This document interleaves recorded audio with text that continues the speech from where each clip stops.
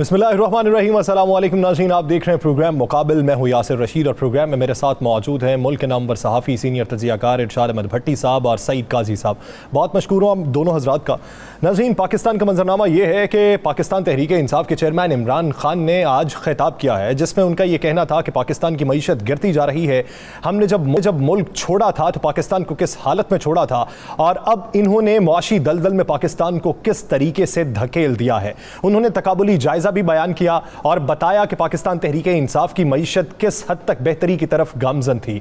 और उनका यह कहना था कि अगर नए इंतखाबात का ऐलान नहीं होता तो हालात जो है वो ऐसी समत में चले जाएंगे कि जहां पर रिटेलिएशन अवाम करेंगे और अवाम का जो दबाव है ये हुकूमत बर्दाश्त नहीं कर सकती। इसके साथ साथ मरियम नवाज आज एवनफील्ड रेफरेंस में अदालत में पेश हुई, जिसके बाद उन्होंने मीडिया से गुफ्तगू की और उन्होंने पाकिस्तान तहरीक इंसाफ और बिलखुसूस चेयरमैन PTI पर इल्जामात की बौछार कर दी। और उनका यह कहना था कि फितना फैलाया जा रहा है पाकिस्तान के अंदर। मजहब कार्ड के हवाले से भी बहुत सी बातें होती रहीं। वजीर आजम के दौरा उज़्बेकिस्तान के हवाले से भी खुसूसी गुफ्तगू की जाएगी। इरशाद साहब की तरफ बढ़ते हैं। इरशाद साहब, चेयरमैन PTI का कहना है कि आप इलेक्शन ना कराने के जितने मर्जी बहाने तलाश कर लें, मुल्क को कौम का नुकसान होगा। बातें तो ये गर्दिश कर रही थी कि नए इंतखाबात की तैयारी हो रही है, जल्दी ऐलान हो जाएगा, लेकिन खान साहब का ये बयान तो कुछ और कहानी दिखा रहा है। इलेक्शन तो मुझे तो नहीं होते नज़र आ रहे कि अभी इस वक्त तो सैलाब है, मुआशी सैलाब के अलावा पानी का सैलाब भी है, तो इस वक्त इलेक्शन तो नहीं होते नज़र आ रहे। और मुझे लग ऐसे ही रहा है कि ये इस हुकूमत की पूरी ख्वाहिश है कि वो इस मुद्दत पूरी करे। लेकिन अगर इलेक्शन होते भी हैं तो वो अगले साल के मिड से पहले हो सकते हैं या फिर पूरी मुद्दत करने के बाद हो सकते हैं। बाकी जो इमरान खान साहब ने कहा है कि अवाम में गम व गुस्सा है, बिल्कुल है। आप सैलाबी तबाही का हाल देख लें और ना भूलें सैलाब वालों को। मैं तमाम पाकिस्तानियों से अपील करता हूँ और दरख्वास्त करता हूँ कि प्लीज़ सैलाब वालों को ना भी भूलिएगा। और कि करोड़ों लोग, हर छठा पाकिस्तानी सैलाब में डूबा हुआ है और कोई 50 से ज़्यादा डैम बह गए हैं, 5-6 हज़ार से ज़्यादा सड़कें और रेलवे ट्रैक बह गया है, 19-20 हज़ार से ज़्यादा अस्पताल दोबारा बनाने पड़ेंगे और 25-26 हज़ार से ज़्यादा स्कूल दोबारा बनाना पड़ेंगे। और गांव के गांव सफ़ाई हस्ती से मिट गए हैं और माँओं के सामने बच्चे बह गए हैं और बच्चों के सामने माँ बाप बह गए हैं, भाइयों के सामने बहनें बह गई हैं और 10 लाख से ज़्यादा मवेशी और जानवरों का या मवेशियों का उनको ज़्यादा पता होगा जो देहात के बैकग्राउंड से, जिनका थोड़ा सा बैकग्राउंड है। उसकी वजह यह है कि ये 1, 2, 3 जो जानवर होते हैं या मवेशी होते हैं, ये कुल जमा पूंजी होती है ख़ानदान की, छत और उसके बाद ये, तो वो भी बह गए हैं। तो इस वक्त रेस्क्यू तो तकरीबन 60% मुकम्मल है। इसके बाद है रिलीफ भी लोग हो सकता है जो पाकिस्तान के बहुत सारे मुखैर हजरात और बहुत सारी अच्छे फाउंडेशन और NGOs काम कर रही हैं। हुकूमत तो कहीं भी वो नज़र नहीं आ रही और जो पैसे ऊपर से आ रहे हैं वो नीचे आ ही नहीं पा रहे। तो लेकिन उसके बाद है आबादकारी। सर्दी करीब है, आबादकारी, वो कहाँ जाएंगे, किधर जाएंगे? नीचे सांप हैं, मच्छर हैं, ऐसे मच्छर हैं कि जो काटते नहीं हैं, खाते हैं इंसानों को, वो ऊपर वो हैं, पानी है और सब कुछ 2-3 साल, मेरे ख्याल से 1-2 साल की फसलें भी नहीं हैं। और इसके अलावा क्या उसको कहते हैं कि कोई अवामी नुमाइंदा, हामिद मीर साहब हमारे गए हुए थे, बलूचिस्तान में भी गए, KP में भी गए और सिंध में भी गए। मैंने उनसे 2-3 सवाल पूछे। मैंने कहा कोई आपको अवामी नुमाइंदा उनमें नज़र आया? उन्होंने कहा कि बदीन में एक जो डॉक्टर जुल्फ़िकार मिर्ज़ा का बेटा है, MP है गालिबन, हसनैन मिर्ज़ा, उसके अलावा मुझे कोई अवामी नुमाइंदा अवाम में नज़र नहीं आया। और ऊपर से नज़र ना आने के बाद अभी से एक तरफ कुदरती आफत आई है, दूसरी तरफ लॉटरियाँ निकल गई हैं लोगों की और वो खाए पिए जा रहे हैं और बर्बाद किए जा रहे हैं। कोई कह रहा है कि मुझे इटली का वेनिस याद आ रहा है, गरीबों के पानी में घर डूब। कोई कह रहा है कि ये, आगा सिराज साहब ने कहा कि ये मंजूर वसान साहब को वेनिस नज़र आया क्योंकि वो इटली से होके आए थे, और आगा सिराज दुरानी को ये आवाम के गुनाहों का नतीजा नज़र आया। और हमारा सबसे बड़ा गुनाह तो ये भी है कि हम आप जैसे लोगों को वोट देते हैं। खैर, उसके बाद जो बाहर से भीख आएगी, कशकोल हम बड़ा होगा, उसका भी मुझे नहीं पता, 5-10% हो जाएगा। 2005 का ज़लज़ला आया, अभी तक काम मुकम्मल नहीं हुआ। 2010 का सैलाब आया, हमने कुछ नहीं सीखा 2022 में। और 2022 के बाद 2032 में खुदा न खास्ता आएगा तो यही रोने धोने होंगे। इन्होंने कुछ नहीं करना, लिहाजा इनके हमारे मसाइल एक हैं ही नहीं। दूसरी बात जो इमरान खान ने की वो बिल्कुल ठीक की। आप जीडीपी ग्रोथ देखें, 6% से 2.3% पर आ गई। ये 5 महीने की कारकर्दगी है। सही। डॉलर 182 रुपए से 232 रुपए पे आ गया। महंगाई 12.7% से 27.3% पर आ गई है। ज़र मुबादला 16 अरब डॉलर से 8.8 अरब डॉलर पर आ गया है। पेट्रोल 150 रुपए फी लीटर से 236 रुपए फी लीटर। बिजली 16 रुपए फी यूनिट से 36 रुपए फी यूनिट। क्रेडिट रेटिंग जो आउटलुक हमारी थी वो स्टेबल या मुस्बत के बजाय मनफी हो गई। और ये वो लोग थे जो कहते थे सारे मसाइल का हल हमारे पास है। ये वो लोग हैं जो कहते थे कि आते ही बिजली सस्ती कर देंगे, आते ही गैस सस्ती कर देंगे, आते ही महंगाई ख़त्म कर देंगे। और ये एक बाबा था एवन फील्ड वाला, उसका एक नैब बाबा था जो IMF की आंखों में आंखें डाल के बात करने वाला था। सारे ही पता नहीं कहाँ गायब हो गए हैं। तो डिज़ास्टर इस मेरी होशो हवास में ये 5 महीने की हुकूमत डिज़ास्टर, नाकाम तरीन, बर्बाद कर दिया लोगों को। 5 महीने की हुकूमत तबाही की एक नई दास्तान है जो रकम की जा रही है। काजी साहब, आप क्या समझते हैं अवाम कितने गुस्से में? तबाही के बाद जो बहाली का काम है उसमें रुकावटें वफाकी और सूबाई हुकूमतें हैं या किसी एक को मोर्द इल्जाम ठहराते हैं? देखिए, ये सारे हैंड इन ग्लव हैं। आप 2005 का जल्जला देख लें, उसकी कौन सी रिहेबिलिटेशन हुई, उस पैसे का ऑडिट तो करवाएं जो आया था। उसके बाद 2010 का जो आया सैलाब, तो ये तय पाया कि हमें जो है, चूंकि हम एक्सट्रीम वेदर इवेंट्स की जद में हैं, तो हमें अपनी आबादियों को इन दरियाओं से दूर, एक उसकी स्टडी हल्की फुल्की हुई, उस पर क्या अमल हुआ।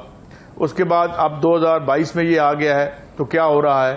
खैरात मांग रहे हैं, खैरात की दुकानें खुल गई हैं, barring aside a few sincere people जो कि अच्छा काम भी करते हैं। मोस्टली तो ये भी एक धंधा है, खैरात भी एक धंधा बन के रह गया है। और जो है, एक तरफ जिल्लत बढ़ रही है, एक तरफ NGOs बढ़ती चली जा रही हैं। हर चौक पे नया बैंक खुल रहा है, बेरोजगारी बढ़ रही है, नौजवान यहाँ से भाग रहे हैं और कोई किधर जा रहा है। और तो ये स्टेट ऑफ अफेयर्स है। बात यह है कि जब भी अभी आपने बात की कि ग्रोथ, सारे फिगर्स ठीक हैं, लेकिन हमने एक एनालिसिस कभी नहीं किया।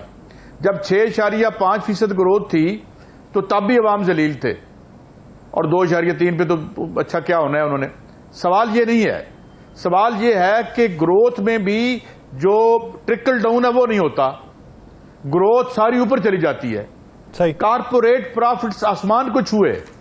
मिफ्ता इस्माइल साहब बैठे हुए थे और बड़ा रो रहे थे पिछले दौर में, तो उन्हें साफी ने पूछा, हुजूर आपको तो कई अरब का मुनाफा बढ़ गया है और अब वो वजीर बन के रो रहे हैं। चलो भाई, अगर यही क्वालिफिकेशन चाहिए तो मुझे वजीर खजाना बना दें, हम भी बैठ के दो आंसू, और भट्टी साहब हमें भी कैबिनेट में ले लें, अगर रोना ही हमारा काम है तो। बात यह है कि दे आर अटरली जो है वो इनएडिक्वेट हैं, नॉट इक्वल टू दी। ये मैशत 2, 3, 4% की है, इस मुल्क की आवाम की नहीं है। आप मुझे बताएं, यहां 1/3 मुल्क डूबा हुआ है और एक कानूनी मसला जिस पर बहस की कोई जरूरत नहीं है वो उस पर हो रही है बात। जनाब इमरान खान साहब को अंदर कर दो, अपना उसको गिल को जमानत हो गई है, उसको दोबारा तो ये कहां रह रहे हैं? ये जिस तरह अभी भट्टी साहब ने कहा है ना, सैलाब का पानी जो है ना प्राइम मिनिस्टर हाउस में जाता है ना इख्तिदार के ऐवानों में जाता है। ये दर्द और दुख से बेगाना लोग हैं जिससे इस मुल्क के लोग 80% लोग गुजरते हैं। ये किसी और मुल्क में रहते हैं। ये है दो कौमी नजरिया।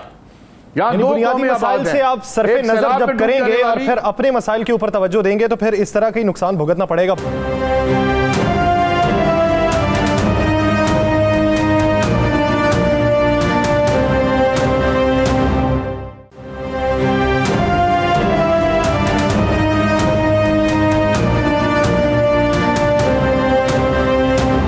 भट्टी साहब, मैं कुछ पॉलिटिकल इम्पैक्ट जानना चाहता हूं। रेड क्रॉस कैनेडियन, उनकी जानिब से एक बयानिया जारी हुआ, उस स्टेटमेंट में लिखा गया कि पाकिस्तानी हुकूमत की जो मदद की जा रही है ये $3 मिलियन की की जा रही है जो सैलाब से मुतासरा लोग हैं।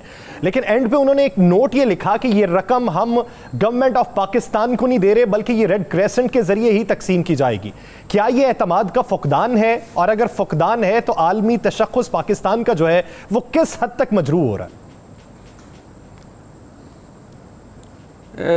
कौन सा, किस आलमी तशख्खुस की आप बात कर रहे हैं? कौन सा आलमी तशख्खुस? किन ख्वाबों में आप गुम हैं? कौन सी हम मजा, एक तो नारे भाई इस परचम के साए तले हम एक हैं, हम एक हैं, कौन सी परचम, कौन से साए तले हम एक हैं?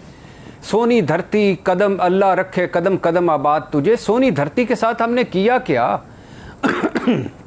माजरत चाहता हूँ। और हम खुद मुख्तार कौम है, कहाँ से खुद मुख्तार हैं? कौन सा इमेज का फलूदा बन गया भाई? कौन सा इमेज? कशकोल आपके हाथ में है। कोई इदारा, कोई मुल्क रह गया जिससे आपने भीख नहीं मांगी, खैरात नहीं मांगी? और जैसे सईद भाई बता रहे थे कि उस जो मांगी खैरात और भीख, उसका नीचे कुछ 4 आने पहुंचे, कहाँ पहुंचे?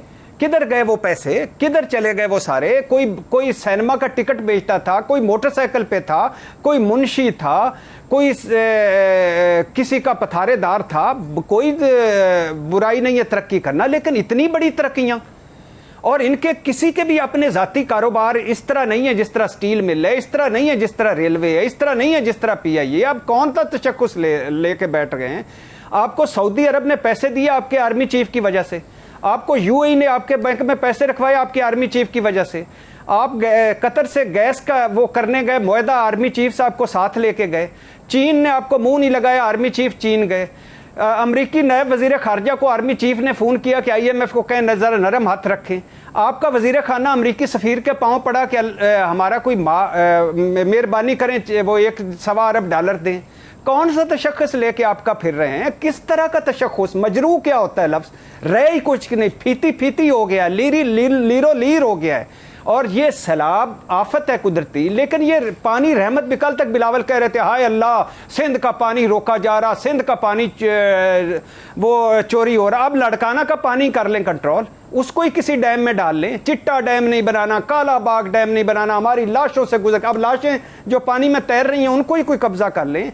क्या किस चक्कर में हम पड़े हुए हैं? हमारे पास एक बड़ा आर्ग्यूमेंट है, हमारे पास 4 मौसम, हमारे पास रेगिस्तान, हमारे पास सहरा, हमारे पास समंदरी पट्टी, हमारे पास फौज, हमारे पास दरिया, हमारे पास समंदर, हमारे पास पहाड़, लेकिन कभी नहीं ये चौका हमारे पास नाहल क़यादत, हमारे पास बदनीयत क़यादत, हमारे पास अक़लियत को निकाल कर बददियानत कौम, हमारे पास टैक्स चोरों की लाइन, यानी नीयत की कमी दिखाई देती है, जिसकी वजह से ऐसे हमें हालात का सामना करना पड़ता है। और इसी तरह फिर से हम पे ये हुक्मरान मुसल्लत होते हैं और वही डगर पे फिर सब को चलाने की कोशिश की जाती है। सईद काजी साहब, बात ये हो रही है कि एक तरफ बात ये थी कि नए इंतखाबात होंगे। मरियम नवाज साहिबा ने आज मीडिया से गुफ्तगू करते हुए ये कहा कि अगर आप नए इंतखाबात ही करवाना चाहते हैं तो सबसे पहले सूबाई असम्बलियों को तहलील कीजिए, फिर नए इंतखाबात की तरफ चलते हैं। खान साहब क्या यकीन कर पाएंगे वफाक पे? देखें, खान साहब तो किसी भी तौर पे इलेक्शन चाहेंगे, क्योंकि वो अपनी जो पॉपुलैरिटी की जो महराज है उस पे वो हैं, और इसीलिए गवर्नमेंट इलेक्शनों से भाग रही है, और इनको पता है कि ये कोई इलेक्शन भी जीत नहीं पाएंगे। और उसी एक खलबली सी है। अब एक खलबली और मच गई है कल से, कोई बड़ी मुलाकातों का एक जो सुनाई दे रही हैं कहीं हुई हैं, उसके बाद से फिर जो है ये रैटल्ड हो गए हैं, जो आज गुस्सा शुरू हो गया है। फिर किसी को लग रहा है कि शायद हम लाडले नहीं रहे, क्योंकि कुछ ऐसे हैं जिन्हें लाडले रहने का बड़ा जो है वो शौक भी है और वो अपना बर्थ राइट समझते हैं, और वाकई उन्हें एक बर्थ राइट के तौर पर ही लाडलापन मिला था।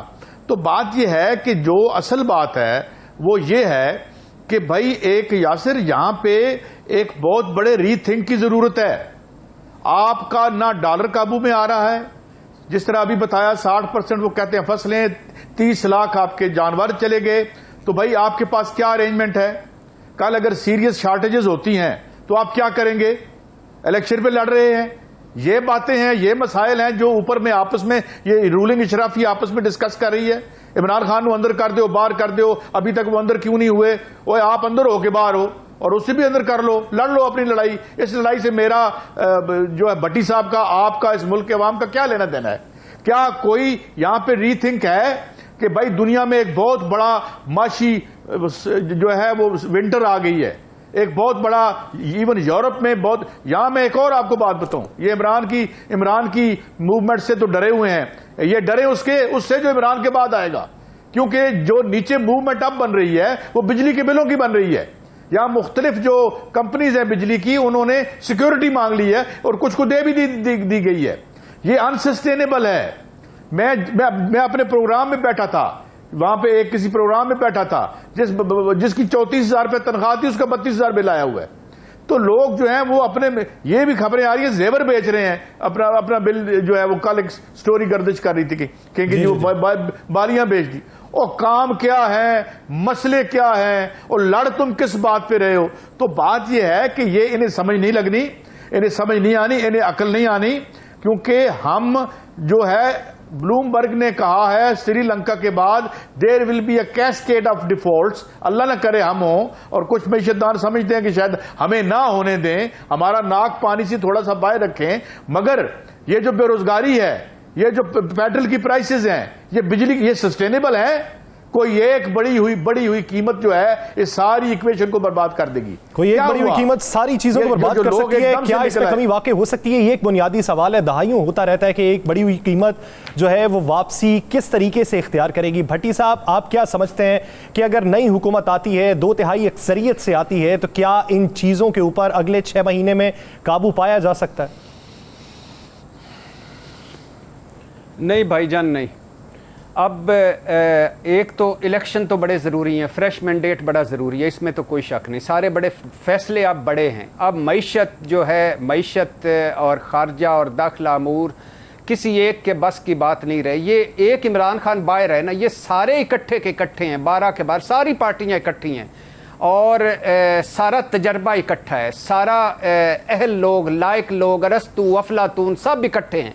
और हाल क्या हो गया है आप देख लें। अब रोते फिर रहे हैं, मुंह छुपाते फिर रहे हैं, और ये अब मुल्क के मसले अब आपके हाथ से निकल गए हैं। जैसे सईद भाई ने कहा, यकीन करें बालियां छोड़ें, बच्चे बेच रहे हैं लोगों ने वो गोश्त खाना छोड़ दिया है, लोगों ने सब्जी महंगी हो गई है, बिजली के बिल, गैस के बिल। लेकिन ये इनके चूंकि मसाइल हमारे मसाइल नहीं हैं, इनके मसाइल ये हैं कि ये अभी तक इमरान खान बाहर क्यों है, ये अंदर क्यों नहीं होता। इमरान खान का मसला है कि ये अभी तक बाहर क्यों नहीं जाते, ये हम हुकूमत क्यों नहीं होती। ये आपस में लड़ रहे हैं, सियासत कर रहे हैं। खुदा का खौफ करो जालिमों, आप करना क्या चाहते हो इस मुल्क के साथ, और क्या करना है। आप ये जो सर्दियां आ रही हैं, आगे फूड शॉर्टेज हो रही है, आपको डॉलर मिल नहीं रहे मार्केट में, आप जाके बाहर तो निकले। ये ना हमारे नलके से पानी पीते हैं, ना हमारे यूटिलिटी स्टोर से चीज़ें खरीदते हैं, ना हमारे मंगल बाज़ारों में जाते हैं, ना हमारे जैसे कपड़े लेते हैं, ना इनकी दवाइयाँ यहाँ की हैं, ना इनकी औलादें यहाँ हैं, ना इनकी जायदादें यहाँ हैं, ना इनके घर हम जैसे हैं, ना इनके घर कभी डूबे हैं, ना इन पर कभी कुदरती आफत आई है। ये क्या कर, पता नहीं, ये तो हमारे हैं ही नहीं। अजाब मुसल्लत है हम पे, और पता नहीं कब तक ये अजाब मुसल्लत रहेगा, और पता नहीं कब तक ये लड़ेंगे, और कहाँ तक जाएंगे, कहाँ मुल्क को ले जाएंगे, और क्या करना चाहते हैं। मुझे समझ नहीं आती कि इसके बाद क्या करना है। इमरान खान जाती अनाद को पसे पुष्ट डालने को कोई तैयार नहीं है। हर कोई है तो एक दूसरे पर चढ़ाई करने के लिए, इल्जामात लगाने के लिए, अपने दिली गुबार को निकालने के लिए और दूसरे को नीचा दिखाने के लिए। क्या मुल्क को ऊपर उठाने के लिए किसी के पास हिकमत अमली मौजूद है? ये एक बुनियादी सवाल पर मजीद भी बात की जाएगी, लेकिन एक ब्रेक के बाद कहीं नहीं जाएगा सेवदास।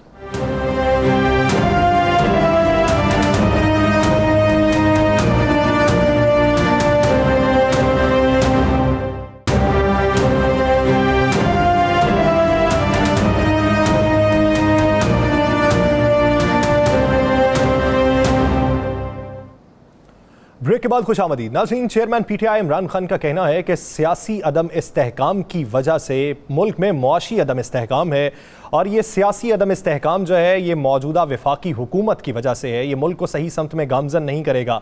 इसका बेहतरीन हल जो है वो नए इंतखाबात हैं। इससे पहले वो ये कह चुके थे कि अगर हमारे मुतालबात ना माने गए तो मैं कॉल दूंगा और पूरे पाकिस्तान से लोग निकलेंगे। लेकिन आज के खिताब में कॉल का कहीं पर भी जिक्र नहीं किया गया था। पसे पर्दा जो मुफाहमत चल रही है उसका नतीजा क्या रहेगा? सईद काजी साहब की जानिब बढ़ते हैं। काजी साहब, आज अगर बात देखी जाए तो खान साहब ने कॉल की बात तो नहीं की, लेकिन उन्होंने मुआशी तकाबुली जायज़ा अवाम के सामने रखा कि पीटीआई की हुकूमत में गवर्नेंस क्या थी और अब गवर्नेंस क्या है। उनके लहजे में ठहराव भी आज देखने में आया। इसकी बुनियादी वजह आप क्या देखते हैं? मुझे लगता है कहीं ना कहीं कोई बर्फ पिघली है, इससे ज्यादा मैं उससे कुछ नहीं कहना चाहता। और ये इसका सबूत इस तरफ से भी मिलता है कि जो उसके बाद मुस्लिम लीग नून की लीडरशिप और खास तौर पर मरीम नवाज साहिबा का बयान आया है, शी लुक्ड क्वाइट रैटल्ड, उसमें लग रही थी वो, तो एक खलबली सी मची हुई है फिर से। उसकी वजह यह है कि एक तो एक ये यकीनन बहुत बड़ी कुर्बानी दी है मुस्लिम लीग नून ने ये इक़्तिदार लेने के लिए, क्योंकि एक तो नीचे से रग निकल गई, इलेक्ट्रेट उनसे जो भी थोड़ी बहुत थी वो बागी हो गई इलेक्शन से। जो है ये हर इलेक्शन जीत रहे थे इमरान खान की जब हुकूमत थी, और फिर पंजाब इनके हाथों से ऐसे गया जैसे कभी था ही नहीं। तो इसलिए वो एक खलबली मौजूद है। मगर बुनियादी सवाल ये नहीं है, बुनियादी सवाल ये है कि जो माशी स्ट्रक्चर्स हैं वो उनका प्रॉब्लम है भाई। अब अच्छा उसका प्रॉब्लम है तो आप क्या, अच्छा बैठने की क्या बात करनी है यहां पर? आप क्या समझते हैं यहां तो लड़ाई है, 25 वजीर हैं आपके जिनके पास महकमे कोई नहीं है। ये क्या है? $2 के लिए बेगिंग बाउल लेके हम फिर रहे हैं। कोई इंटरनेशनल एनजीओ और कोई इदारा डायरेक्टली गवर्नमेंट के हाथ में पैसे पकड़ाने पर तैयार नहीं है। एनजीओज ने जो है वो हमें पता है, जो वो खेल और वारदात है, barring side the few respectable people जो ये काम करते हैं। वरना एनजीओ क्या है? एनजीओ जो है वो कैसे रियासत को रिप्लेस कर सकती है? दुनिया बड़े खौफनाक इश्यूज हैं। अभी हमें याद है बयान, नौकरियां देना हुकूमत का काम नहीं है। ये क्या बात हुई? अब आपको तो मैंने वजीर बना रखा है, आपकी गाड़ी में जो पेट्रोल मैं ये बुनियादी स्ट्रक्चर्स को डिस्कस करके क्राइसिस से हम गवर्नमेंट इस हुकूमत को कैसे निकालें? आलमी मालियाती इदारों से मामला किस तरह करें? ये चुंगल जो इन्होंने हमारे पांव में बेड़ियां ये 77 से डालनी शुरू की हैं और आज हमें माजूर करके बांध के IMF की चौखट पर फेंक दिया इन्होंने। अब वो पॉलिसी बनाते हैं। यहां आपके ख्याल में शहबाज शरीफ साहब की हुकूमत है? उन्हें कहें एक टैक्स लगा के दिखा दें, एक टैक्स विदड्रॉ करके दिखा दें। वो उधर से पकड़ाते हैं। इनका जो मिफ्ता इस्माइल साहब है, आंसू पोंछ के तो वो सारा पढ़ देते हैं जो पीछे से आया होता है। इन्होंने बेसिकली हमारी आजादियों को और आजादी, माफ कीजिएगा, माशी आजादी ना हो तो कोई आजादी नहीं होती, सब झूठ होता है आजादियों का। तो जब आपने मैशत अपनी जो है गैरों की चौखट पे रख दी तो आजादी कौन सी? अच्छा क्या इस पे हम बैठे कि यार ये $130 बिलियन जो है ये कैसे हम इकट्ठा करें, ये कैसे जान छुड़ाएं? हम यहां पे अपने अवाम के लिए कोई काम नहीं कर सकते, हम पेट्रोल नहीं सस्ता कर सकते, तो इस पे कोई बात हो रही है? ये किसी का इशू है? चलें, मैं इस पे दोबारा वापस आता हूं। इस पे आपने जो इशू उठाया है ये बहुत अहम नुक्ता है, लेकिन इसके ऊपर वफाकी हुकूमत क्या राय रखती है उस पर आपका मैं तज्जिया जानूंगा। इरशाद भट्टी साहब, फर्ज कर लीजिए पाकिस्तान तहरीक इंसाफ और PDM के माबैन अगर कोई बातचीत आगे चलती है तो क्या समझते हैं कि मुमकिन फॉर्मूला क्या हो सकता है? देखिए, एक तो इस्लामाबाद में सुना जा रहा है कि इमरान खान साहब ने, जैसे इमरान खान साहब भी तो इमरान खान है ना, अब एक अच्छी बात ये हुई है कि इमरान खान साहब ने इंगेजमेंट की हुई है अमेरिका से कि ताल्लुकात बेहतरी के लिए। मान लिया उन्होंने कभी नहीं कहा कि हम लड़ाई करेंगे या हम उनके खिलाफ बंदूकें उठाएंगे, गुलामी नहीं करेंगे, हम बराबरी के सतह के ताल्लुकात चाहेंगे। तो वो बराबरी या आज़ादी या इज़्ज़त इमरान खान साहब को भी पता है और हमें भी पता है कि तभी होती है जब आपके घर दाने हों और आप अपने कदमों पे खड़े हों। जब आप भीख आप उनसे ही मांग रहे हों, उनके ही फंड्स खा रहे हों, उनके ही कोरोना की वैक्सीन लगा रहे हों, उनके ही पोलियो के कतरे पी रहे हों, तो फिर मेरे ख्याल से कहाँ आज़ादी और कहाँ। लेकिन चलो, इंगेजमेंट अच्छी बात है। दूसरी एक बड़ी इम्पॉर्टेंट जो मीटिंग हुई है ऐवान सदर में, जिसकी इधर बाज़ गश्त हो रही है, कि वो भी अच्छी बात है। और मैं तो सबसे पहले दिन से दरख्वास्त कर रहा था कि ये अदलिया हमारी आखिरी रिलीफ गाह है, इस पर इतने फैसला आपके ख़िलाफ़ आ जाए तो इतने ना चढ़ाइयाँ कर दें, हमले ना किया करें, तनकीद फ़ैसलों पे आपका हक़ है। फ़ौज, मज़बूत पाकिस्तान, मज़बूत फ़ौज। और फार्मूला जो आपने पूछा, फार्मूला एक ही है, फ्रेश इलेक्शन। अब इस वक्त नहीं हो सकते क्योंकि सैलाब है और मुआशी प्रॉब्लम्स हैं, लेकिन जितनी जल्दी हो सके फ्रेश इलेक्शन करवाएं। जो जीते वो बड़े-बड़े फैसले तो बनता है ना कि फ्रेश इलेक्शन जो है वो अर्ली इलेक्शन होंगे या टाइम पूरा करने पे होंगे। मरियम नवाज साहिबा ये कहती हैं कि हुकूमत को मुद्दत पूरी करनी चाहिए और हुकूमत मुद्दत पूरी करेगी। तो फिर यहाँ पे सवाल ये बनता है कि जब इंतखाबात अपने वक्त पे ही होने हैं तो फिर फ्रेश इलेक्शन की तो बात नहीं ना की जानी चाहिए। नहीं, यही मरीम नवाज साहबा की खैर क्या आप बात करते हैं, यही वो मरीम नवाज साहबा खैर जो एक दिन नहीं देखना चाह रही थी, क्योंकि उनके ख्याल में ये झुर्लू ज़दा जाली मैंडेट वाली असम्बलियाँ थी, अब वो हलाल हो गई हैं, पहले हराम थी। उसी असम्बली से इमरान खान बने तो हराम, और उसी से उनके चाचा शहबाज शरीफ बने तो हलाल। तो वो तो उनको आजकल खुद कंफ्यूज हैं, समझ नहीं आ रही कि वोट को इज्जत दो का बयानिया दफन हो गया है, कोई बयानिया हाथ में नहीं। कभी वो अपोजिशन में हो जाती हैं और कभी कहते हैं बिजली के बिल वापस ले लो। अच्छा, कभी कहते हैं ये महंगाई कम कर दो। नहीं लग रहे आपको खान साहब बेहतर होते लग रहे हैं, क्योंकि उन्होंने पहले ये बात की थी कि कॉल दूंगा, तारीख अभी तक नहीं दी गई, लहजा तब्दील किया गया है, तो आपको वो कंफ्यूज नहीं लग रहे? ना नहीं, कंफ्यूज नहीं है इमरान खान साहब, कभी भी कंफ्यूज नहीं यार। जो बंदा एक वक्त में आप अंदाजा, इस पे बहुत ज़्यादा लोग कहते हैं वो बिल्कुल सीधे साधे जा रहे हैं, और उनको पता है कि इस वक्त वो मकबूलियत की इंतहा पर है। उनको पता है कि वो हुकूमत, वो 27 किलोमीटर की हुकूमत को चारों तरफ से उन्होंने घेरा हुआ है, तो उनको पता है कि वो क्या कर रहे हैं। लेकिन मुझे अच्छी बात लग रही है, इंगेजमेंट हो रही है, अच्छी बात लग रही है कि हम नफरत और तकसीम, मुझे कल का पता नहीं, आज शाम तक की बात करता हूँ, सियासत बदलने में 2 मिनट लगते हैं। अच्छी बात है आज तक कि ये चीज़ें हो रही हैं। इलेक्शन कब होते हैं, ये किस वक्त करवाते हैं, किस कीमत पर करवाएंगे, और उन इलेक्शन के बाद क्या होगा, ये एक अलहदा बात है। लेकिन फिर वही बात है कि इमरान खान साहब को, क्योंकि GB में उनकी हुकूमत, आज़ाद कश्मीर में उनकी हुकूमत, KP में उनकी हुकूमत, पंजाब में उनकी हुकूमत, और शहबाज शरीफ साहब 27 किलोमीटर वाली हुकूमत को, सारों को खुदा के लिए एक कुछ थोड़ी देर के लिए सीज़ फायर कर लें, इस आवाम के लिए इकट्ठे बैठ जाए, क्योंकि ये रुल गई है मखलूक। और वो एक बड़ा आजकल ट्रेंड चल रहा है कि जो क्या कहते हैं कि 22 करोड़ मखलूक है, और इस मुल्क की 2 करोड़ या 1 करोड़ या 50 लाख अशरफुल मखलूकात है। तो इस अशरफुल मखलूकात उससे भी कम है सर, ये तो आपने 50 लाख भी बहुत ज्यादा बता दिए। काजी साहब, जिस तरह भट्टी साहब ये बात कर रहे हैं कि एक अच्छी बात ये है कि फजा साजगार हो रही है, आप क्या समझते हैं कि 27 किलोमीटर की हुकूमत ने बकिया तमाम सूबाई हुकूमतों को किस हद तक खतरे में डाला, उनके खिलाफ केसेस बना के, और अब जब हालात साजगार हो रहे हैं तो इसके पीछे आपको मोहरे कौन से दिखाई देते हैं? पहले तो जरा मैं एक नाजुक सी बात जरा बचा के आपके साथ कर लूं। जी, ये जो इलेक्शन ज्यादा बच के कीजिएगा सर।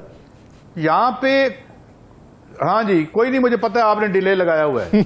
अच्छा हजूर, बात ये है कि बात यह है कि ये 9 करोड़ या 10 करोड़ वोटों के भी कैंपेन नहीं करते। इन्हें 8-10 वोट चाहिए। उन 8-10 वोट मिल जाएं तो फिर कहते हैं इलेक्शन ठीक है। जिस वक्त तक ये अवाम के वोटों से नहीं आते, 1977 के बाद ये खुद Khaqan Abbasi is on record saying कि जो हमें हुकूमतें मिली वो भी रिग्ड इलेक्शन थे। टीवी पे उन्होंने खुद ये बोला है, और मैं सलाम करता हूं कि इतना खौफनाक सच बोला उन्होंने, ठीक कहा उन्होंने। ये जब तक 6-7 बंदों में कैंपेन करते रहेंगे उस वक्त तक कोई इलेक्शन का फायदा नहीं है। ये तीसरा दौर है। कितनी जमहूरियत मुस्तहकम की इन्होंने, 2008, 13, 18 क्या कर लिया इन्होंने। आज हम 2013 में जहां खड़े से उससे भी ज्यादा बदतर हालत में यहां पे हम मौजूद हैं। तो सवाल क्या है?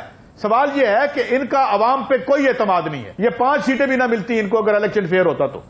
वहां पे तो 20-25 हजार वोटों का अरेंजमेंट था, वहां तो 49% पड़ गए, तो मुसीबत पड़ गई इनको। तो ये जिस वक्त तक अवाम की तरफ अपना रुख नहीं करते, ना मुल्क ठीक होगा, ना ये सुकून से बैठेंगे, जमानतें कराते फिरेंगे। जो है, अब मुझे बताएं, जो हमारा एक्स प्राइम मिनिस्टर है एंड रिपोर्टेडली नेक्स्ट हो सकता है, उस पर जरा पर्चे गिन के बताएं। जो मेरा PM है वो PM ऑन बेल है, वो बेल पे है, पेंडिंग ट्रायल है, बेटा उसका ऑन बेल है, पेंडिंग ट्रायल है। तो ये क्या मुल्क है यार, खुदा का वास्ता। आप एक बंदे को ड्राइवर नहीं रखते, जब आपको पता चल जाए कि ये जमानत पे है, तो आपने 25 करोड़ लोगों की गाड़ी जो है वो किसकी आवाज। तो ये इस आबे को ठीक करो, वरना मैं एक आपको बात बता दूं, तहरीकें बन रही हैं और उससे पहले हमें ठीक हो जाना चाहिए, और अवाम के मफाद में हमें इकोनॉमिक और पॉलिटिकल स्ट्रक्चर उस्तवार करने पड़ेंगे। नहीं तो फिर आप देखेंगे जो है ये जमाना बदल गया है। और मैं आपको खबर दे रहा हूं, IMF और वर्ल्ड बैंक ने वार्न किया है, 3 तारीख को रिपोर्ट आई है कि पाकिस्तान में एक बहुत बड़ी तहरीक, जिसका भी लीडर कोई नहीं सामने आया, इमरान खान उस तहरीक का लीडर नहीं है, ये जो बिजली के बिलों की बन रही है। तो इससे पहले कुछ काम करें और इस मुल्क को इससे निकालें। और अपने पांव पे खड़े हों। जब तक अगर आप अपने पांव पे खड़े नहीं होते तो फिर आपको ये वाशिंगटन और लंदन और दूसरी बैसाखियां चाहिए होती हैं, क्योंकि आप अपना काम ठीक नहीं करते, अवाम से आपके रिश्ते कोई नहीं है। So we need a genuine leadership which is non existing and that is the crisis. Bhatti साहब, जेन्युइन लीडरशिप कैसे मिलेगी? जिस तरह तज़किरा कर रहे हैं काजी साहब के बेजार थे लोग ये मौजूदा हुकूमत से, इसलिए इन्होंने इमरान खान का साथ देने का फैसला किया। क्या पीटीआई बरसरे इक़्तिदार आती है तो उसका जो इक्तफा है वो अवाम पे ही होगा या तरजीहात तब्दील हो जाएंगी? पहली बात तो आपके सवाल पे आने से पहले मैं सईद काजी साहब ने चूँकि कहा एक लफ्ज़ बोला कि कितने पर्चे हैं, तो मैं उनको सुना देता हूँ कि इमरान खान साहब पे पार्लियामेंट का जंगला तोड़ने का केस है, पीटीवी हमला केस है, इमरान खान साहब पर हेलीकॉप्टर केस है, और इसमें भी दहशतगर्दी की थी लेकिन वो ख़त्म हो गई। उसके बाद इमरान खान साहब को सुप्रीम कोर्ट ने बुलाया हुआ इदारों के ख़िलाफ़ ज़बानबाजी के हवाले से, हाई कोर्ट में तौहीन अदालत है, नीचे दहशतगर्दी के कोर्ट में वो दहशतगर्द हैं, और जीआईटी भी आज उनसे सवाल कल उन्होंने पूछे। अंदाज़ा करें आप, पता नहीं उनको खुद कुछ जैकेट उनसे निकली है या कोई रॉकेट लॉन्चर निकला है या बम निकला है या पता नहीं क्या निकला है या क्या निकालेंगे। इसके अलावा 12 से 15 के करीब इमरान खान साहब पर FIR हैं जो लॉन्ग मार्च के दौरान हुई। इसके इमरान खान साहब पे इसके अलावा कोई 2-4 अगर रह गए, हाँ, तोशा खाना पे उनको बुला रही है इलेक्शन कमीशन, और इलेक्शन कमीशन की भी 2 तौहीने इलेक्शन कमीशन की भी उन पर केस हैं, और FIA उनको ममनुआ फंडिंग पे बुला रही है। FBR में सुना है उनके असासों का हो रहा है। तो इस वक्त तो पूरा जो वफाकी हुकूमत है वो फोकस करके बैठी है, क्योंकि सैलाब से बड़ी आफत इमरान खान है उनके लिए। दूसरी बात यह कि तरजीहात बदल जाती हैं, तरजीहात वो नहीं रहती। अब मुझे बताइए कि वो खुसरू बख्तियार साहब और हाशिम जवां बख्त कहाँ हैं जो बड़े करता धरता थे? ज़फ़र मिर्ज़ा साहब कहाँ हैं? नदीम बाबर साहब मुबैना तौर पर दिहाड़ी लगा कर गए, वो कहाँ हैं?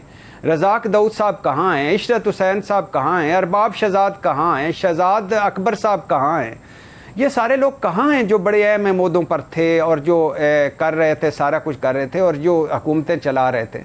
ये जो शौकत तरीन साहब जो सारों के वज़ीर ख़जाना और सारों को ही, नवाज शरीफ साहब ने इनको बैंक दिया, पीपल्स पार्टी ने वज़ीर ख़जाना लगाया, इमरान खान साहब ने भी उन पर ट्रस्ट किया। इसी तरह फ़रोग नसीम साहब जो हर हुकूमत में झूमर मार के तो साइड पे हो गए, कहाँ गए सारे लोग? ये तरजीहात आखिर पे वो जो जिन जप्पा जिसको सईद काजी साहब कहते हैं ना, जिन जप्पा वो एलीट का वो पड़े, एलीट कैप्चर हो जाता है, नीचे तरजीहात बदल जाती हैं। लेकिन ये बड़ा डेंजरस है कि आप इमरान खान साहब को नायल कर देंगे, अंदर कर देंगे, फ़र्क क्या पड़ेगा? जो वादा करके आए थे कि हम ये नहीं करेंगे, वो अब इस तरह कर रहे हैं। वजह यह कि तरीके एक मिनट लूँगा आपका। वजह यह कि तरीके अदम-ए-एतमाद आई, ये हुकूमत में आए, सब कुछ उल्टा हो गया। इमरान खान मकबूलियत की इंतहा पर पहुँचे, ये सारे ये ज़मीन में धंस गए।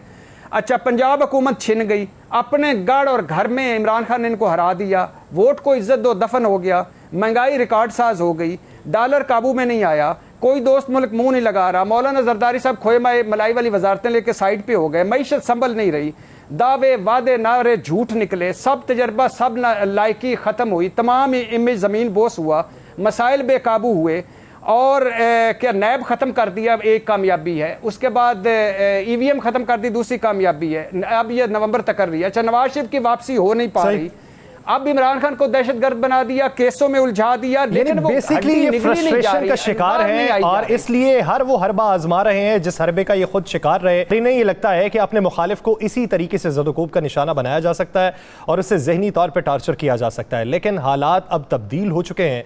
क्या खान साहब की गिरफ्तारी के हवाले से वफाकी हुकूमत अभी भी अपनी तरजीह में टॉप ऑफ द लिस्ट इसको रखे बैठी है? इस पर बात करेंगे एक ब्रेक के बाद, कहीं नहीं जाएगा शहबाज।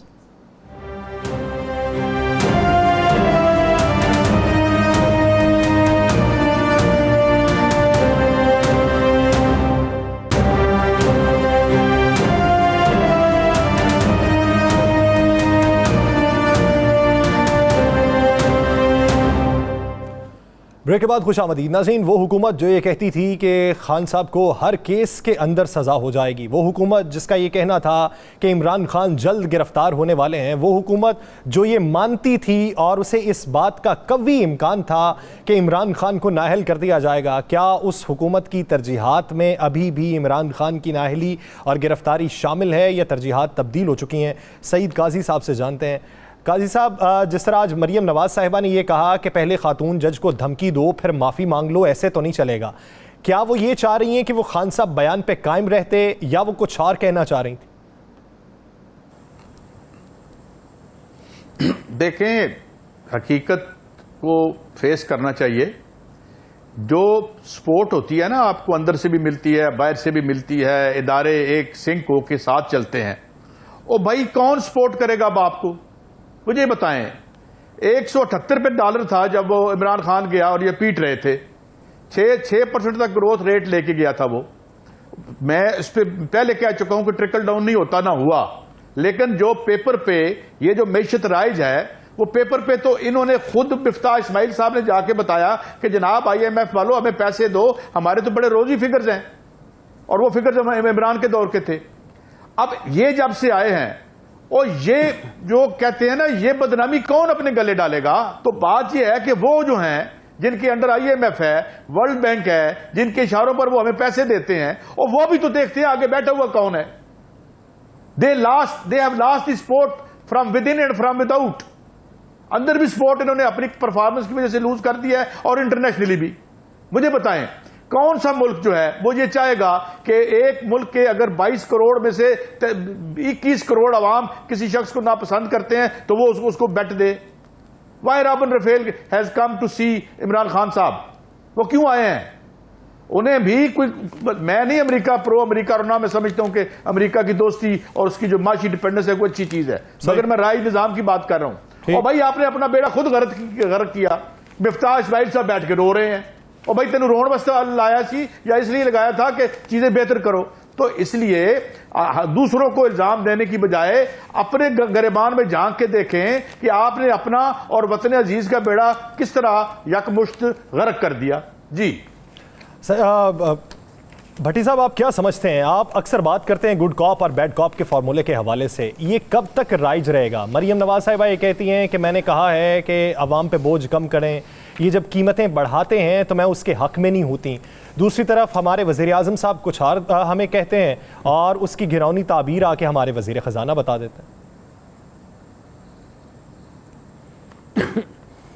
आज आपने पूरा प्रोग्राम का आपका सवाल मरियम नवाज साहबा से शुरू किया है। आपको मैं मुबारकबाद देना चाहूँगा कि आपने उनके एक प्रेस कॉन्फ्रेंस को इतना लंबा किया कि पूरा प्रोग्राम ही शुरू कर दिया। यानी जिस तरह हम पे 75 साल से जमहूरियत लंबी लेटी हुई है ना, आपने आज लंबा लिटा दिया पूरे बयान को। इस पर आपको बाज़ाब्ता मेरे और मैं सईद भाई के बिहाफ पे मुबारकबाद कबूल कीजिए। दूसरी बात ये भाईजान, मैं उनके पर्सनल पे नहीं जाना चाहता कि पहले खातून जज को धमकी दो फिर माफ़ी मांग लो। नहीं करना चाहिए था इमरान खान साहब को, बिल्कुल वो बयान नहीं देना चाहिए था। लेकिन आपने तो सुप्रीम कोर्ट हमले पर भी माफ़ी नहीं मांगी। आपने तो जस्टिस कयूम की कॉल लीक हुई जो इतना बड़ा, उस पर भी माफ़ी नहीं मांगी। आपने तो सुप्रीम कोर्ट में जालसाजी आज बकलम खुद की, उस पर माफ़ी नहीं मांगी। आपने तो सुप्रीम कोर्ट पर चढ़ाइयाँ की, हाई कोर्ट पर चढ़ाइयाँ की। लेकिन बात ये, मेरे सवाल है 2-4 आपसे, आप मुझे बताइएगा, कोई पार्टी या पार्टी हेड कह सकता है कि मैंने यू टर्न नहीं लिया? कोई पार्टी या पार्टी हेड कह सकता है कि मेरी पार्टी या मेरी पार्टी के इर्द गिर्द या मेरी पार्टी में करप्शन नहीं है या करप्ट लोग नहीं हैं? किसी पार्टी या पार्टी हेड में जमहूरियत नामी कोई चीज़ है? कोई पार्टी है जिसने अदलिया पर चढ़ाइयाँ ना की हों? कोई पार्टी है जिसने इलेक्शन कमीशन नैब पर चढ़ाइयाँ ना की हों? कोई पार्टी है जिसने FIA या पुलिस का मिस यूज़ ना किया हो? कोई पार्टी है अभी तक हमारी इस होशो आवास में जिसने अपने मंशूर पर अमल किया हो, जिसके दावे वादे नारे उसने जो मारे हों वो पूरे करके दिखाए हों?